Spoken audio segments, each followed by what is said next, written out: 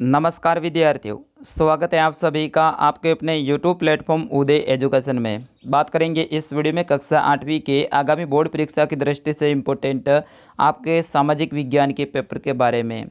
आप सभी के बहुत ज़्यादा कमेंट आ रहे थे कि सर रियल पेपर लेके आओ, इम्पोर्टेंट प्रश्नों का पेपर लेके आओ। आप सभी की डिमांड पे हमने ये पेपर तैयार किया है और इस पेपर को तैयार करने में बहुत ज़्यादा मेहनत लगी है। 2 दिन का समय लगा है, इस कारण से हम 2 दिन से आपके लिए वीडियो भी अपलोड नहीं कर पाए, क्योंकि इस पेपर को हमने तैयार किया है पूरा का पूरा और उत्तर भी साथ में रहेंगे। जिन प्रश्नों के आंसर आपको याद नहीं है तो वे प्रश्न भी आपको यहाँ से याद हो जाएंगे। तो आप सभी विद्यार्थियों से निवेदन रहेगा, आप वीडियो को अंत तक जरूर देखेंगे। जो जो विद्यार्थी इस वीडियो को देखने के लिए आए हैं उन सभी से निवेदन रहेगा कि आप अंत तक जरूर देखिएगा। आप अपने 20 मिनट है इस वीडियो के लिए निकाल दीजिएगा। यहाँ से कई सारे प्रश्न हैं आपके एग्ज़ाम में आएंगे और यहाँ से आपको फ़ायदा होने वाला है। तो आप सभी अंत तक ज़रूर देखिएगा और लास्ट में मैं आपको बताऊंगा कि अगर ये आपको पीडीएफ चाहिए तो पीडीएफ आपको कहाँ पे मिलेगी। इसके लिए आपको वीडियो को अंत तक देखना पड़ेगा। आप सभी जितने भी आए हैं एक बार वीडियो को लाइक भी कर दीजिएगा। यार मैंने इतनी सारी मेहनत की है तो आपका लाइक तो बनता है, फटाफट आप सभी लाइक कर दीजिएगा। अगर 100 स्टूडेंट भी देखते हैं तो उसमें 100 के 100 लाइक आने चाहिए। ठीक है, बढ़ते हैं पहले प्रश्न की ओर। पहला प्रश्न है आपका बहुवैकल्पिक प्रश्न रहेगा। इसके अंतर्गत कुल 15 प्रश्न रहेंगे जो कि आपके अवसद के रूप में आएंगे आपके परीक्षा में। तो देखिएगा, पहला प्रश्न है कि भारत का प्रथम गवर्नर जनरल है वो कौन था। ठीक है, आपको बताना है भारत का प्रथम गवर्नर जनरल है वो कौन था। तो यहाँ पे आपका जो सही आंसर रहेगा वो रहेगा ऑप्शन नंबर ब, वॉरेन हेस्टिंग। कौन था साथियों? वॉरेन हेस्टिंग था, वो था भारत का प्रथम गवर्नर जनरल। अगला प्रश्न है, ये काफ़ी इंपॉर्टेंट है साथियों आपके एग्जाम की दृष्टि से, कि वर्ली विद्रोह है वो कहाँ हुआ था? मध्य भारत में, महाराष्ट्र में, उड़ीसा में, या फिर इनमें से कोई नहीं? तो विद्यार्थियों वर्ली विद्रोह है ये हुआ था अपने महाराष्ट्र में। ऑप्शन नंबर ब रहेगा इसका सही आंसर। बढ़ते हैं आगे अगले प्रश्न की ओर। प्रश्न संख्या 3 है इसका, कि ब्रह्म समाज की स्थापना है वो किसने की थी?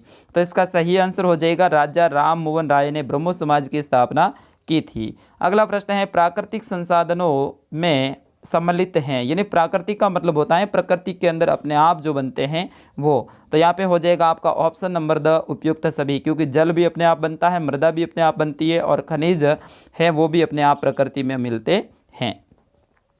अगला प्रश्न है आपका कि कौन से ग्रह को जल ग्रह भी कहते हैं?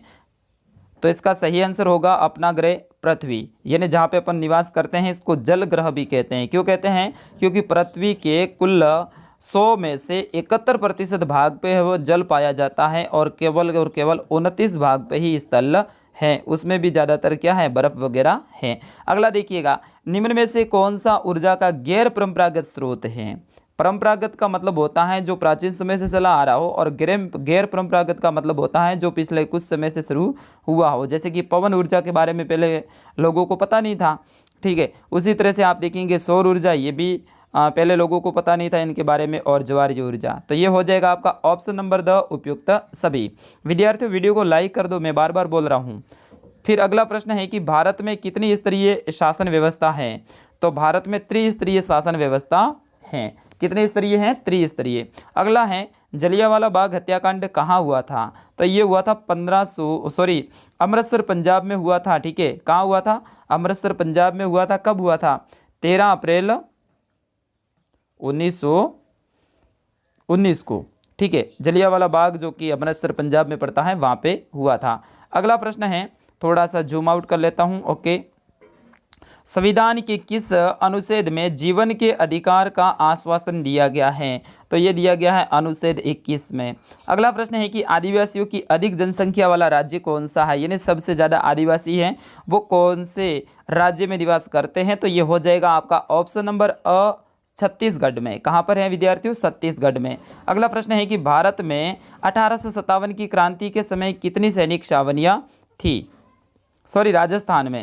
राजस्थान में 1857 की क्रांति के समय कितनी सैनिक छावनियाँ थी? तो इसका सही आंसर है 6 सैनिक छावनियाँ थी। कितनी थी?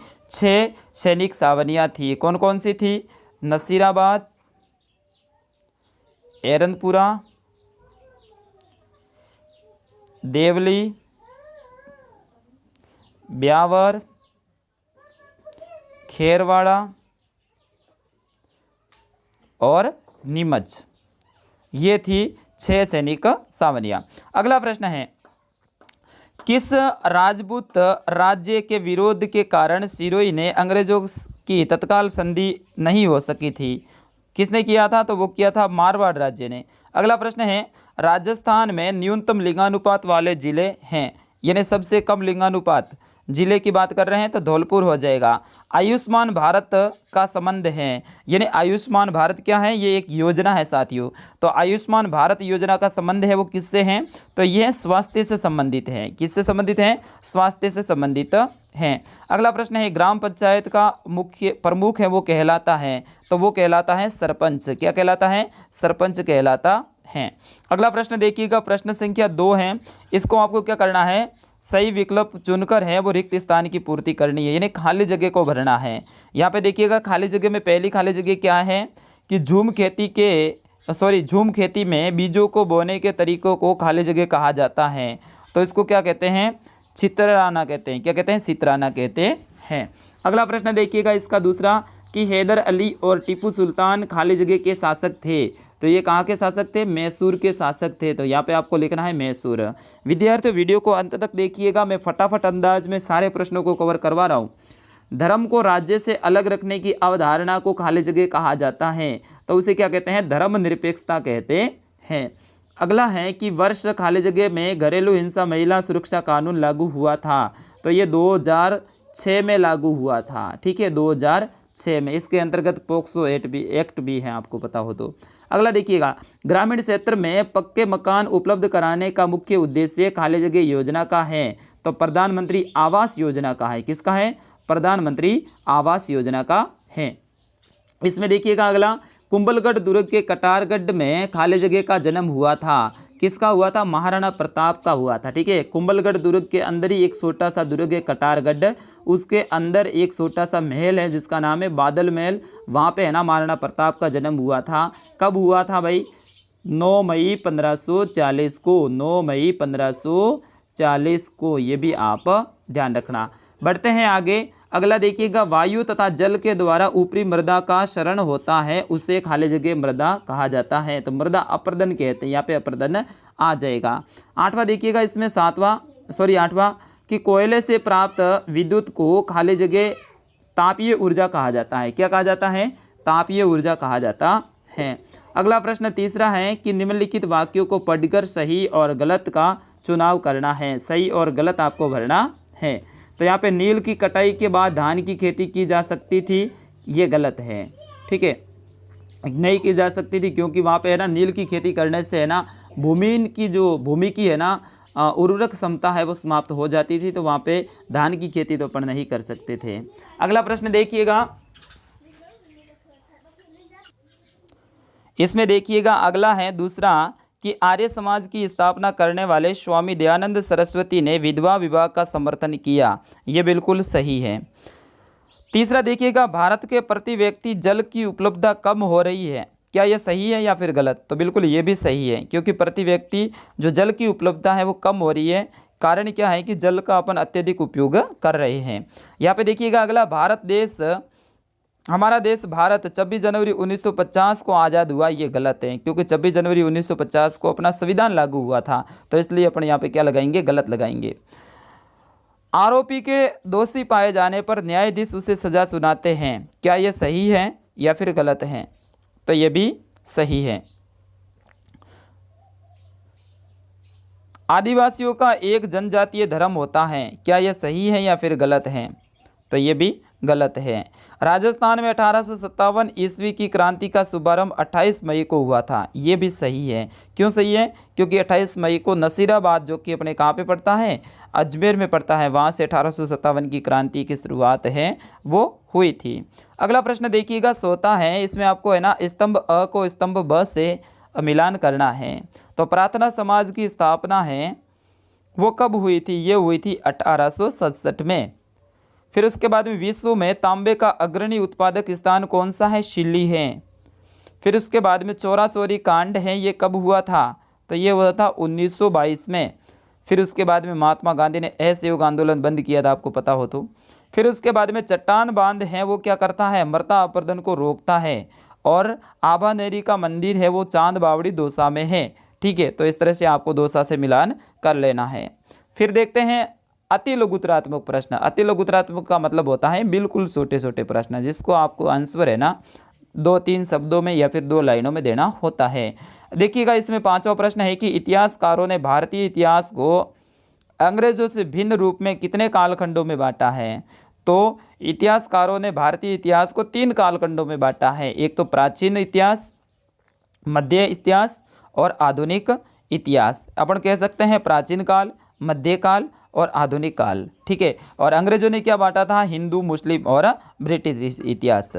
देखिएगा अगला, जलियांवाला बाग हत्याकांड कब हुआ था। 13 अप्रैल 1919 को हुआ था, मैंने पहले भी बताया है। संसाधन से आप क्या समझते हैं, तो प्रत्येक वस्तु जिसका उपयोग हम आवश्यकताओं को पूरा करने के लिए करते हैं वो संसाधन कहलाता है। अगला देखिएगा, वर्षा जल संग्रहण किसे कहते हैं। ये सारे प्रश्न इंपॉर्टेंट हैं, आपको अंत तक वीडियो देखना पड़ेगा। अगर आपने अंत तक नहीं देखा तो फिर पछताओगे, मुझे पता नहीं।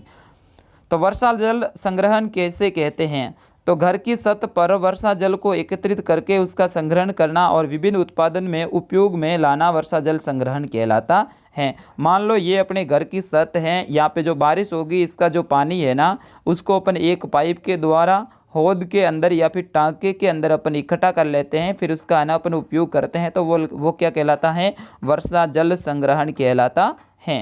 अगला देखिएगा, भारतीय संसद के कितने अंग हैं, तो भारतीय संसद के 3 अंग होते हैं, राष्ट्रपति, राज्यसभा और लोकसभा। अगला प्रश्न है वो आपका लघुतरात्मक में रहेगा 10 कि यूरोपीय कंपनियां भारत की तरफ क्यों आकर्षित हो रही थी। तो यहाँ पे इसका उत्तर होगा कि यूरोपीय व्यापारिक कंपनियां भारत के साथ में व्यापार में अपार संभावनाएं हैं वो दिखती थी, और यूरोप के बाज़ारों में भारतीय वस्तुएं जैसे कि सूती कपड़े, रेशम, काली मिर्च, लौंग, इलायची, दालचीनी आदि की ज़बरदस्त मांग थी। क्या था कि भारत में है ना उनको व्यापार करने की संभावना दिख रही थी विद्यार्थियों। और भारत में जो वस्तुएं थी ना जैसे कि सूती वस्त्र हैं, रेशम है, काली मिर्च है, लौंग है, इलायची, दालचीनी, इनकी है ना यूरोप के बाज़ारों में है ना बहुत ज़्यादा मांग थी, क्योंकि वहाँ पे इतनी होती नहीं थी। और वो भारत में सस्ती कीमतों पर ये चीज़ें खरीद कर वापस यूरोप में जाकर उन्हें ऊंची कीमतों पर बेच सकते थे। इसी व्यापारिक संभावनाओं के कारण है भारत की ओर वे आकर्षित हो रही थी। यहाँ से जो वस्तुएं हैं वो सस्ते दामों में खरीदते थे, क्योंकि यहाँ पे उत्पादित होती थी। लेकिन जब यूरोप में जाते थे ना तो उनकी कीमत है वो बहुत ज़्यादा बढ़ा देते थे, और इससे है ना उन कंपनियों को है फ़ायदा होता था। अगला प्रश्न है कि 1857 का सैनिक विद्रोह जन विद्रोह बन गया, समझाइए कैसे बना था जन विद्रोह। तो यहाँ पे देख सकते हैं आप कि भारत में सन 1857 में एक सैनिक विद्रोह हुआ था, जिसमें शीघ्र ही जन विद्रोह का रूप है वो धारण कर लिया था। समाज के विभिन्न तबकों को अंग्रेजी शासन से परेशानियां थी। इन्हें सभी, यहाँ पे जो तबके का मतलब होता है सभी तरह के लोग, तो सभी लोग है ना अंग्रेजों से परेशान थे, तथा वे मानते थे कि उनका शत्रु एक ही है, कौन है, अंग्रेज। मई 1857 में शुरू हुए इस विद्रोह ने भारत में कंपनी के अस्तित्व को ही खतरे में डाल दिया था। और ये विद्रोह है ना कहाँ से शुरू हुआ था, मेरठ से हुआ था, ध्यान रखना है। तो यहाँ पे देखिएगा मेरठ से शुरू होकर शीघ्र ही उत्तर भारत के विभिन्न भागों में ये फैल गया, और समाज के विभिन्न तबकों ने असंख्य लोग इस विद्रोह में जुड़ गए, और इसने एक जन विद्रोह का रूप है वो धारण कर लिया था। 12वां प्रश्न देखिएगा, संसाधनों के संरक्षण की आवश्यकता को स्पष्ट कीजिएगा। तो संसाधन कई प्रकार के होते हैं, जिसमें से अधिकांश संसाधन ऐसे होते हैं जिनकी मात्रा सीमित होती है तथा उन्हें पुनः पूर्ति होने में वर्ष लग जाते हैं। मतलब संसाधन है वो लिमिटेड है अपन कह सकते हैं, और उसको दोबारा से नया बनने में ना हजारों वर्ष लग जाते हैं। यदि विभिन्न संसाधनों की अत्यधिक तथा अनावश्यक उपयोग किया जाएगा तो वे समाप्त हो जाएंगे। यानी संसाधन सीमित हैं, अपन उनका ज़्यादा उपयोग करेंगे तो वो क्या हो जाएंगे, समाप्त हो जाएंगे, तथा भावी पीढ़ी के समूह का अनेक समस्याएं उत्पन्न हो जाएगी, और जो अपने आने वाली जो पीढ़ी है उनको ये संसाधन नहीं मिलेंगे। अगर नहीं मिलेंगे तो उनके सामने समस्या हो जाएगी। उदाहरण के लिए जल असीमित संसाधन प्रतीत होता है, किंतु कई जगह पर जल संकट उत्पन्न हो गया है, अतः संसाधनों का संरक्षण अति आवश्यक है। अब प्रश्न है कि धात्विक और अधात्विक खनिज में 3 अंतर है वो आपको लिखने हैं। तो देखिएगा, धात्विक खनिज वे खनिज होते हैं जिसमें हम धातुएं प्राप्त होती हैं, जैसे कि लोहा, बॉक्साइट आदि, यानी जिसके अंदर धातु के अंश पाए जाते हैं वे धात्विक खनिज कहलाते हैं। इनमें समक होती है, धात्विक खनिज में क्या होती है, समक होती है। जैसे कि स्टील है तो वो क्या है, चमकीला होता है, और इसमें पीट कर पतली चादरों के रूप में भी अपन परिवर्तित कर दे सकते हैं। जैसे धात्विक खनिज है उसको अपन पीटेंगे तो वो चादर के रूप में हो जाएंगे। अधात्विक खनिज वे होते हैं जिसमें धातु नहीं पाई जाती है, जैसे कि चूना पत्थर है, अभ्रक हैं। इसमें समक नहीं होती है और इसे पीटने पे ये टूट जाते हैं। मान लो पत्थर है, ये अधात्विक खनिज है, ठीक है। तो अब पत्थर को जैसे ही अपन पीटेंगे तो वो परत थोड़ी बनेगी, वो टूट जाएगा। उसी तरह से अपन चूना पत्थर है उसको भी अपन पीटेंगे तो वो क्या हो जाएगा, टूट जाएगा। लेकिन धातु ऐसा नहीं होता, धातु से क्या बनती है, पतली चादर अपन बना सकते हैं। अगला देखिएगा, राज्यसभा की भूमिका को स्पष्ट कीजिएगा, यानी राज्यसभा की भूमिका क्या है। तो राज्यसभा भारतीय संसद का उच्च और द्वितीयक सदन है और ये सभा देश के राज्यों की प्रतिनिधि के रूप में काम करती हैं। इनके कार्यों की बात करें तो राज्यसभा कोई कानून बनाने का प्रस्ताव प्रस्तुत करती है और किसी विधेयक को कानून के रूप में लागू करने के लिए ये जरूरी है कि उसमें राज्यसभा की मंजूरी मिल चुकी हो। राज्यसभा लोकसभा द्वारा पारित कानूनों की समीक्षा करती है और अगर जरूरत हुई तो उसमें संशोधन भी करती है। आगे देखिएगा, अधीनस्थ न्यायालय से क्या आशय है, यानी अधीनस्थ न्यायालय किसे कहते हैं। ये वेरी इंपॉर्टेंट प्रश्न है, आपके परीक्षा में छपने वाला है फिक्स है। जिन अदालतों से लोगों का सबसे ज़्यादा ताल्लुक होता है उन्हें अधीनस्थ न्यायालय या फिर जिला अदालत कहा जाता है। यानी जिला न्यायालय या फिर जिला अदालत होती है ना, उसी को क्या कहते हैं, अधीनस्थ न्यायालय कहा जाता है। ये अदालतें पराये जिले और जो तहसीलें होती हैं उसके स्तर पर किसी शहर में होती हैं और ये बहुत तरह के मामलों की सुनवाई करती हैं। प्रत्येक राज्य में जिलों में बांटा होता है और हर जिले में एक जिला न्यायालय होता है। अब अगला प्रश्न है, ये प्रश्न आएगा आपके एग्जाम में, ऐसा ही प्रश्न आएगा। राजस्थान का मैप आएगा, उसमें से आपको 4 या फिर 5 स्थान आएंगे, उनको क्या करना है, भरना है। तो मैं आपसे निवेदन करूंगा कि आप राजस्थान के मैप को याद कर लीजिएगा, उसका भी वीडियो बहुत जल्द आने वाला है। कैसे करना है, कौन सा जिला कहाँ पे है, वो मैं विस्तार से आपको बताऊँगा। तो देखिएगा, यहाँ पे देखिएगा, ये है जयपुर जिला, फिर उसके बाद में ये है गंगानगर और उदयपुर, बांसवाड़ा और दौसा, इनको आपको भरना है। सबसे पहले गंगानगर को भरना है, तो गंगानगर यहाँ पे है। फिर उसके बाद में जयपुर राजस्थान की राजधानी यहाँ पे है। फिर उसके बाद में दौसा देखिएगा, दौसा कहाँ पे है, जयपुर के पास में है। और उदयपुर देखिएगा यहाँ पे है, दक्षिणी राजस्थान में, यहाँ पे देखिएगा सबसे नीचे। और बांसवाड़ा है वो यहाँ पे है। इस तरह से आपको भरना है। अगला देखिएगा, साइबर सुरक्षा के हमले के 2 प्रकारों का वर्णन कीजिए। तो मॉलवेयर यानी कंप्यूटर की किसी फाइल या फिर प्रोग्राम को नुकसान पहुंचाता है और जिसे कंप्यूटर वॉर्मर या वॉरम या ट्रोजन आदि हो जाता है, यानी वो क्या करता है, हैक कर लेता है कंप्यूटर को।